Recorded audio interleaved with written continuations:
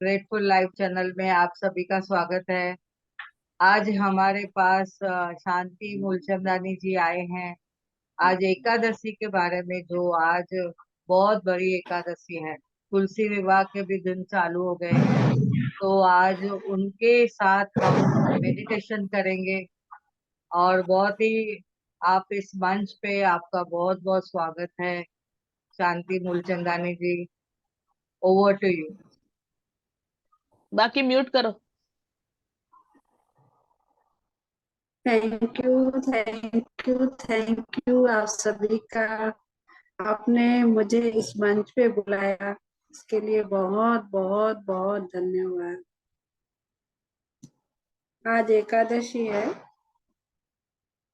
आज विष्णु भगवान के साथ तुलसी माँ का विवाह किया जाता है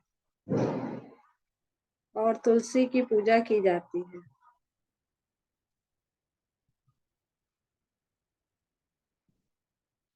इस उपलक्ष्य में हम ध्यान करेंगे।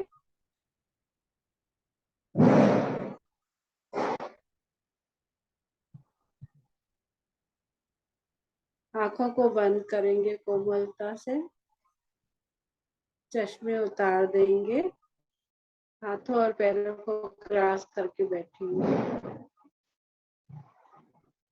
आने जाने वाली सांसों को देखना है।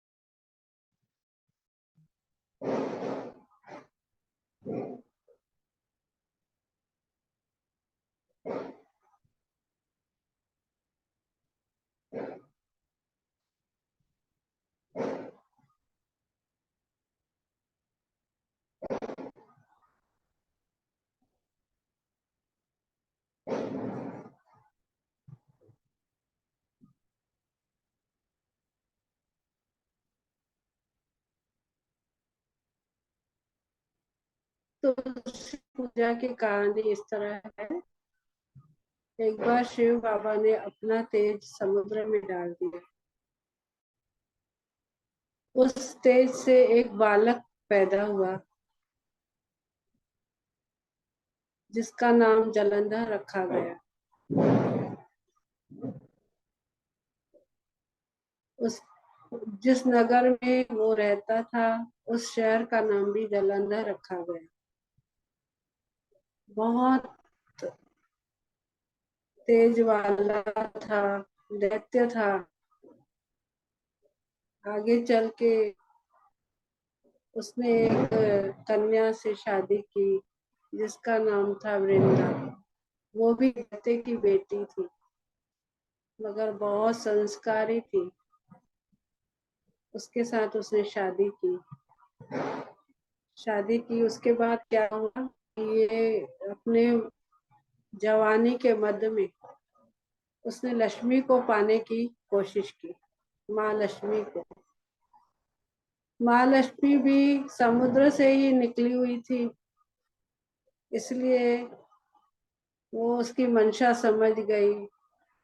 उसने उसको समझाया कि तू भी समुद्र से आया है जलंधर, मैं भी समुद्र से आई हूँ, उस हिसाब से तू मेरा भाई होता है। उसने अपना भाई स्वीकार किया उसको। मगर इसके मन में जो मद था, तो उसकी वजह से उसने फिर से क्या किया कि माँ पार्वती को पाने के लिए चला गया। पार्वती के पास गया, शिव बाबा का रूप धारण करके। तो पार्वती माता ने पहचान लिया उसको। माँ पार्वती को बहुत क्रोध आया कि ये मेरे पति का रूप धारण कर मेरे पास आया। उसने विष्णु भगवान से ये बात बताई। विष्णु भगवान ने जब सुना कि ये ऐसा काम कर रहा है, तो उसने अपने दृष्टि से जाना कि इसका इसका इससे तो हम युद्ध भी नहीं कर पाएंगे, क्योंकि इसके पीछे इसकी जो पत्नी है वृंदा, पतिव्रता धर्म में एकदम श्रेष्ठ है। उसकी वजह से इससे इसको हम हरा नहीं पाएंगे। तो भगवान विष्णु ने क्या किया कि एक ऋषि का रूप धारण किया, और वृंदा जहाँ मतलब वन में घूम रही थी वहां गए ऋषि के रूप में। उनके साथ दो ऐसे दैत्य भी थे ऋषि के साथ। तो ऋषि वो दैत्यों को देख के वृंदा डरने लगी। तो ऋषि ने क्या किया, उन दोनों दैत्यों को भस्म कर दिया। तो वृंदा सोचने लगी कि ये तो बहुत शक्तिशाली ऋषि है।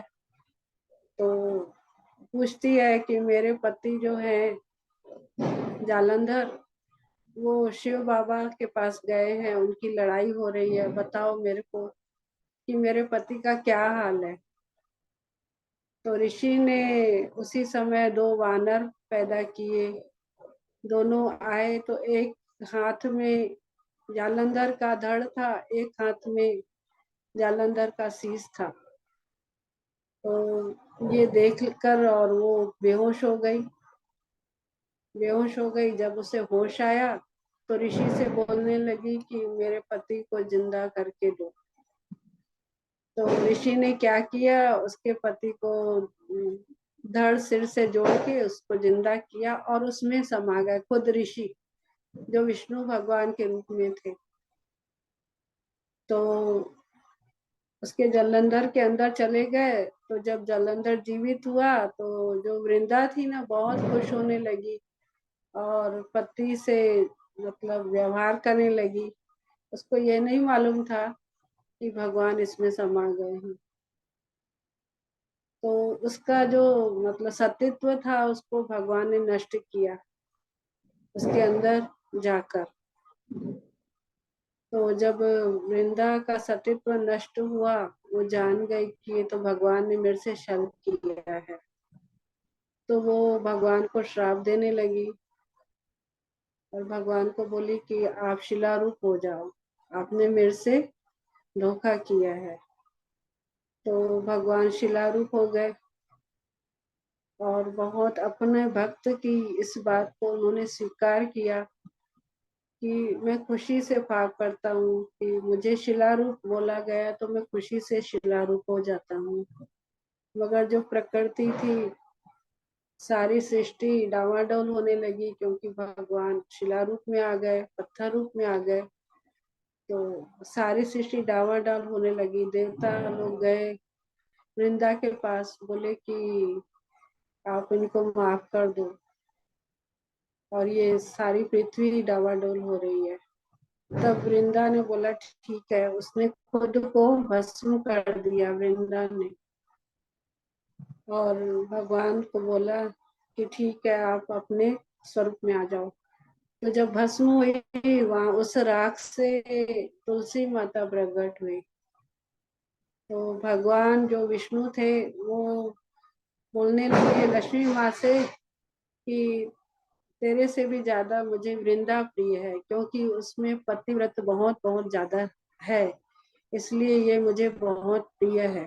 तो जो एकादशी का दिन होता है उस दिन वृंदा जो तुलसी रूप में पैदा हुई उसके साथ विष्णु भगवान का पूजन किया जाता है। इसे देव उठनी एकादशी कहते हैं। जिस घर में बोला जाता है तुलसी होती है वहां पर दैत्य जो है, जो यमराज नहीं आ सकते हैं, मतलब कहने का मतलब वहां आपदाएं नहीं होती हैं।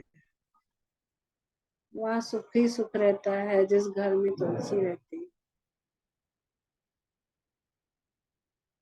एक माता का एक माता की कहानी है। एक बुढ़िया थी, वो बहुत तुलसी माँ की पूजा करती थी। तुलसी माँ को बोलती थी, हे तुलसी माँ तू सुखों की दाता है, मुझे बेटे दे, बहू दे, पोते दे, दोते दे, ऐसे बात बोलती थी। और मुझे क्या बोलते हैं गंगा का जल दे, तुलसी का पत्ता दे, और शरीर मेरा बिल्कुल तंदुरुस्त दे, चलते फिरते मैं प्रभु में समा जाऊं, मेरी मौत चलते फिरते हो जाए और मुझे कृष्ण का कांधा दे। ये सब प्रार्थना करती थी। तो तुलसी माँ जो थी वो सूखम होने लगी, मतलब उनके पत्ते थोड़े मुरझा गए। तो भगवान प्रकट हुए, विष्णु भगवान बोले ऐसा क्यों? तो बोले कि तुलसी ने बोला कि ये माता तो मेरे से जो भी मांग रही है, बहू बेटा बच्चे तंदुरुस्ती और भगवान की याद में चलते फिरते मौत, मैं सब दे सकती हूँ, मगर कृष्ण का कांधा मैं कहाँ से दूं? भगवान विष्णु का कांधा मैं कहाँ से दूं? भगवान विष्णु ने बोला कि मैं इसे अपना कांधा दूंगा, बाकी तू मतलब वापस अपने स्वरूप में आ जा। तो जब बुढ़िया जब शांत हुई, जब उसका शरीर शांत हुआ, तो लोग आए उसे कंधा देने, तो कोई उसे उठा ही नहीं पाए। वो बुढ़िया इतनी भारी हो गई थी, बहुत ज्यादा भारी हो गई थी। लोग बोल रहे थे कि ये बुढ़िया तो बहुत अच्छी थी, संस्कारी थी, फिर क्या हुआ, ऐसे क्यों हो गई, इतनी भारी क्यों हो गई? भगवान विष्णु आए एक पंडित के रूप में, और उन्होंने बोला ठीक है, मैं इसे हल्का करता हूँ। उन्होंने कान में जाके जो जो वो मांगती थी वैसे ही दोहा बोल के उनको बोला कि कृष्ण का कंधा दे, तो मैं तुझे कंधा देने आया हूँ। बुढ़िया के कान में जब ये बात गई तो बुढ़िया का वजन एकदम हल्का हो गया। तब भगवान विष्णु ने, जो पंडित के रूप में आए थे, उन्होंने पुजारी के रूप में आए थे, उन्होंने अपना कंधा दिया। तो हम सभी यही चाहते हैं कि हमारा शरीर तंदुरुस्त हो, बच्चे खुश हो, पोते पोती हो, उसके बाद हमारा शरीर सबल हो। उसके बाद हम बोलेंगे भगवान की याद में हमारे मुंह में गंगा जल हो, तुलसी का पत्ता हो, और चलते फिरते हमारी मौत हो और भगवान जी के शरण में हम जाएं। तो हम सभी यही प्रार्थना करेंगे अपनी अपनी तरफ से कि हमें भी भगवान ऐसी मुक्ति चाहिए,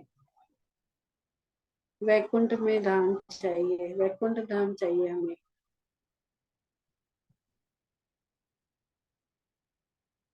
ये सब पौराणिक कथाएं हैं, मगर अभी जो हम ध्यान कर रहे हैं, पत्री जी ने जो हमें समझाया है, जगाया है कि इस ज्ञान के द्वारा तुम अपने स्वरूप में आ सकते हो, उस परमात्मा से मिलकर एक हो सकते हो। ये ध्यान जो है सर्वश्रेष्ठ है, आज के युग के हिसाब से है।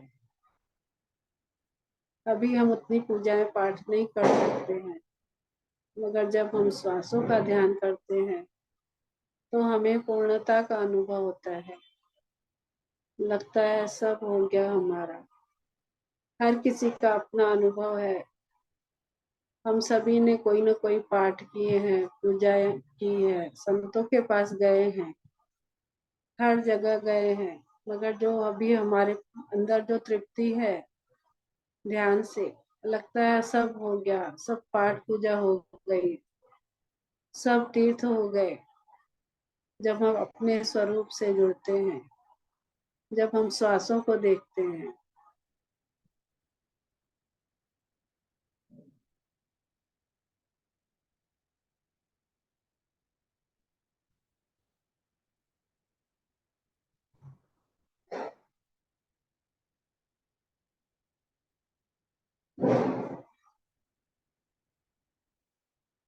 पत्री जी बोलते हैं न कि कोई दूजा है ही नहीं, मैं ही मैं हूँ।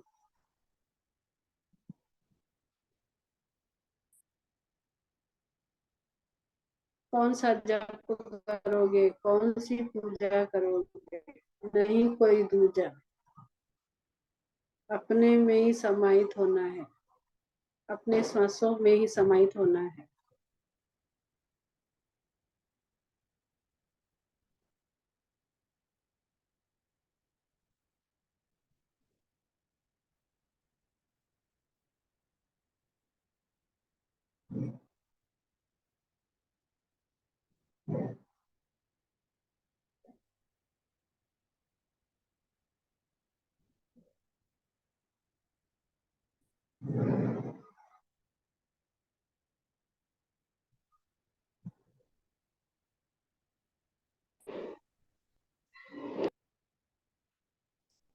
समुद्र में जैसे लहरें उठती है, लहरें समुद्र की सुंदरता है, ऐसे ही हमारे मन में ख्यालों की लहरें उठती है। मन बिना ख्यालों के रह ही नहीं पाता है। जब हम सांसों का ध्यान करते हैं तो मन में स्थिरता आने लगती है। बार बार मन अपनी चंचलता में चला जाता है, बार बार ख्याल को लाता है। हम फिर अपने ख्यालों को साइड करके सांसों में लगाते हैं अपने मन को। तो हमारा मन धीरे धीरे कंट्रोल में शांति को अनुभव करता है। ये मन जन्मों जन्मों से भटका हुआ है, केवल केवल ध्यान से ही मन वश में होता है।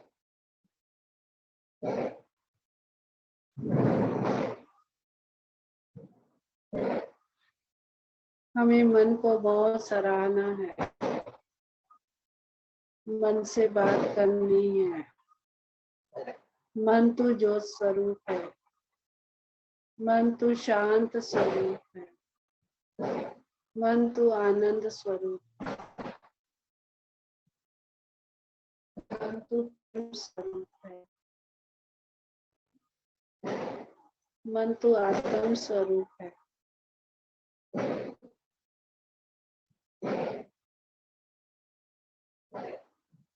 गुरु नानक ने बोला है ना, मन तो जो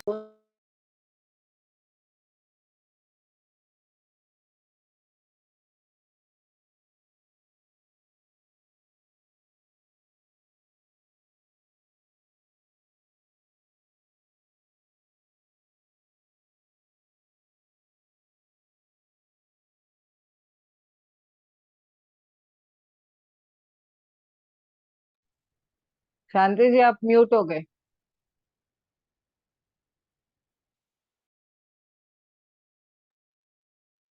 बरखा जी बरखा जी म्यूट करो, और अनुप्रिया म्यूट करो।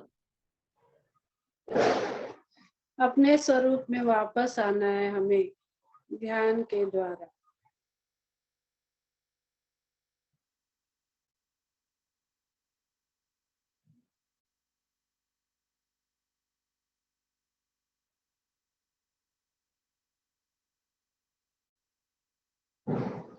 बिना ध्यान के मन के शांति का कोई रास्ता ही नहीं है। केवल केवल केवल ध्यान ही ऐसा माध्यम है जिससे हमारा मन संतुष्ट होता है, शांत होता है, धीरज में आता है,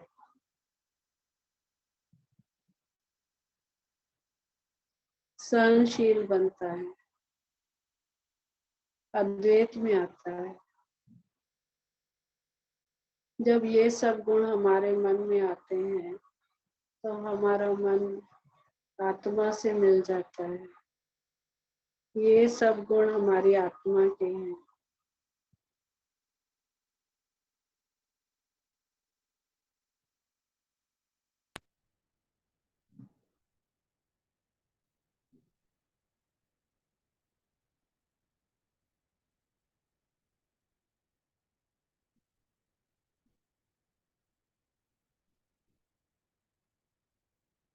एक भजन है,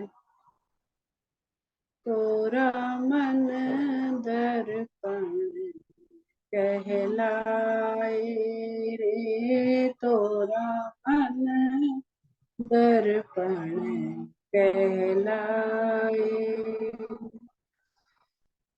भले बुरे सारे कर्मों को देखे और दिखाए, तोरा मन दर्पण कहलाए रे, तोरा मन दर्पण कहलाए।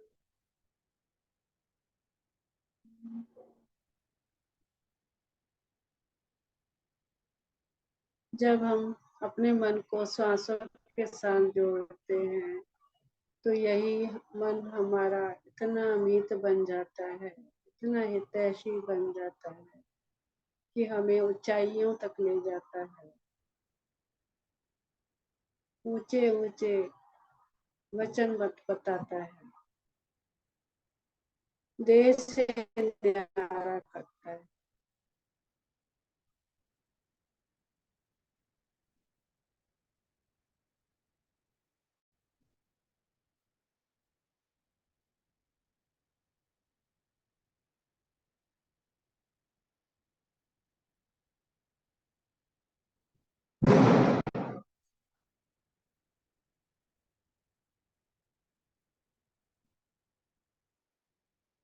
जैसे एक बिल्डिंग में जितने ऊंचे माले पर रहते हैं उतनी ज्यादा अच्छी हवा आती है, ऐसे ही हम शरीर से ऊपर उठते हैं तो हमारा मन बहुत आनंद को फील है।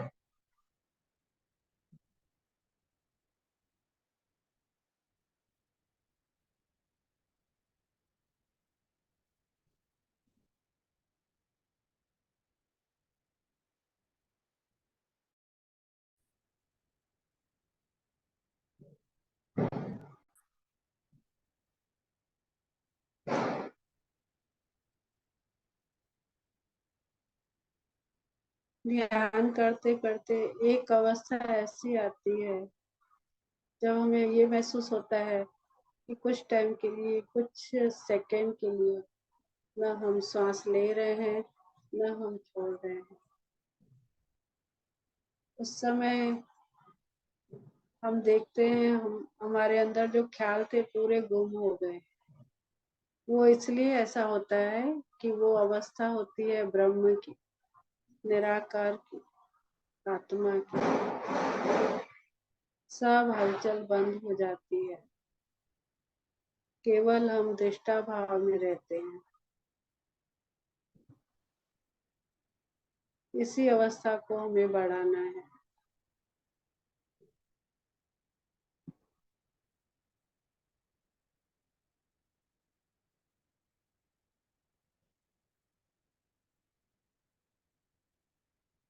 आज तुलसी पूजा पे हम भगवान की महिमा गाते हैं, श्री विष्णु की महिमा गाते हैं।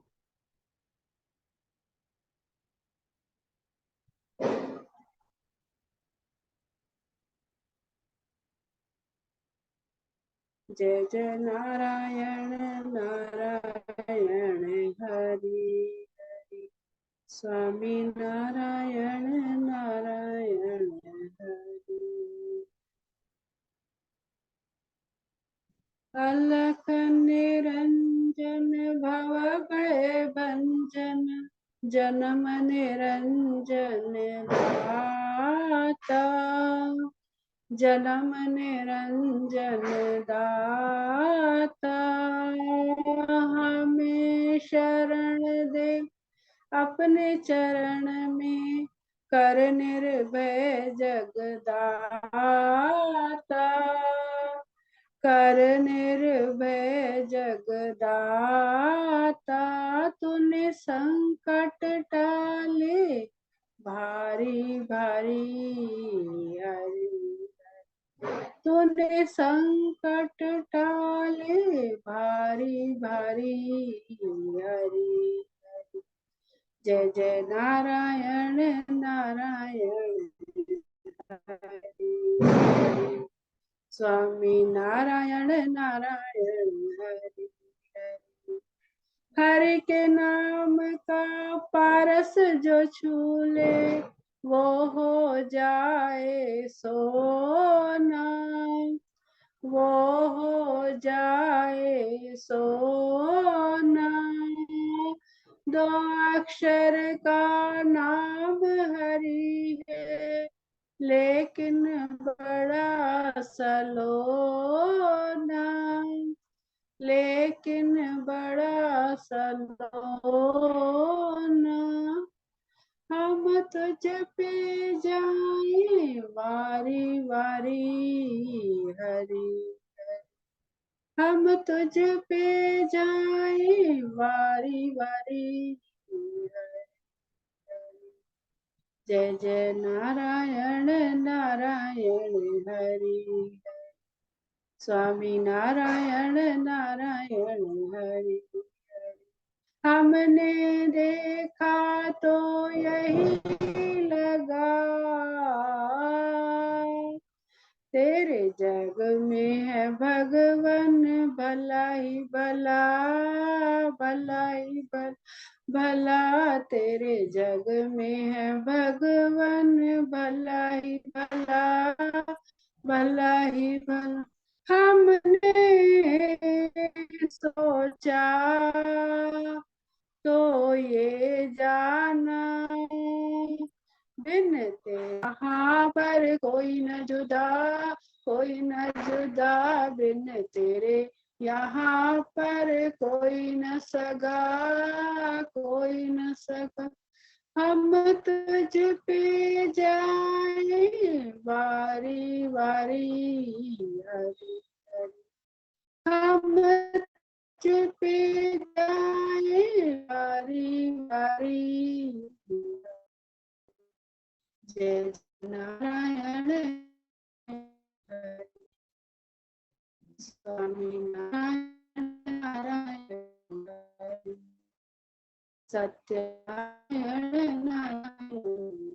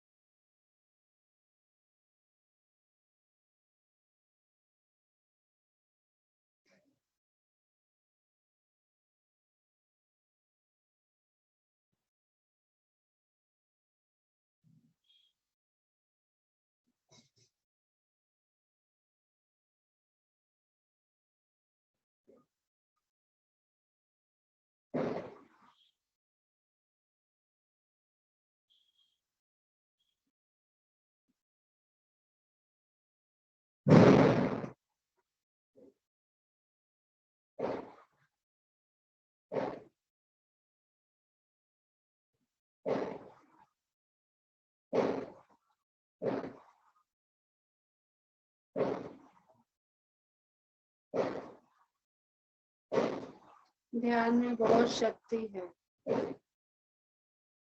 अभी हम श्वासों का ध्यान कर रहे हैं, मगर चलते फिरते जब हम कोई भी सेवा करते हैं, उस समय हम अपने को रियलाइज करें, देखें कि हमारे अंदर क्या ख्याल चलता है, कहाँ हम गिरते हैं, कहाँ हमारी कमी है।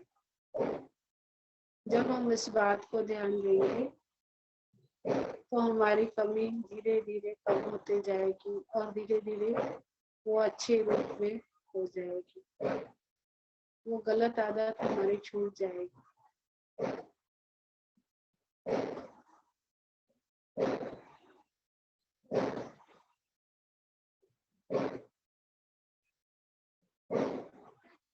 किसी के लिए कोई गलत भावना कभी आ जाती है, जब हमें उस बात को देखते हैं, उस भाव को देखते हैं, उस ख्याल को देखते हैं, तो हमें महसूस होता है कि ये ख्याल हमारे काम का नहीं है। जब हम इस बात पे ध्यान देते हैं तो स्वतः ही हमारी वो आदत बढ़ती चली जाती है।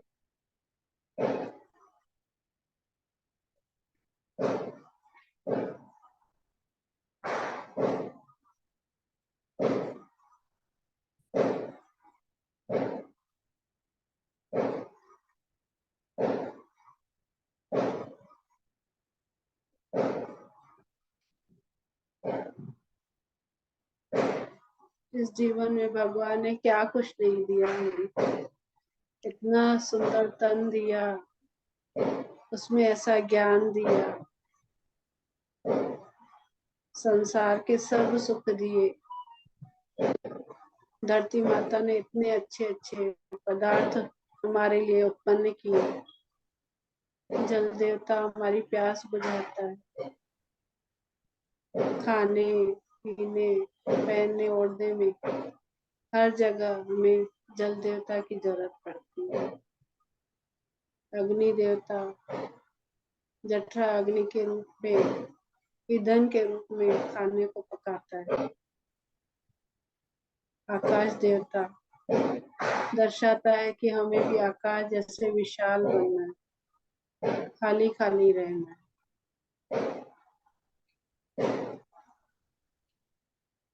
वायु देवता, पवन देवता, बिना वायु के हमारा जीवन नहीं चल सकता। हम जो ऑक्सीजन लेते हैं उसका बहुत बहुत बहुत धन्यवाद।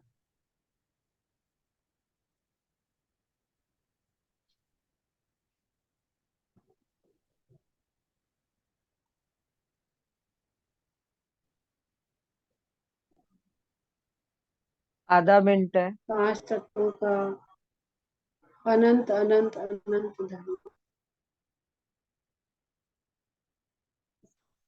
आधा मिनट है सिर्फ।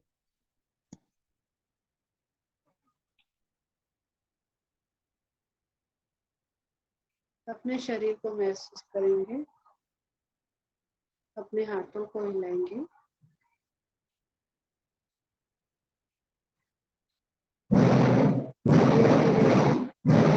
अपने हाथों को अपनी आंखों पे रखेंगे।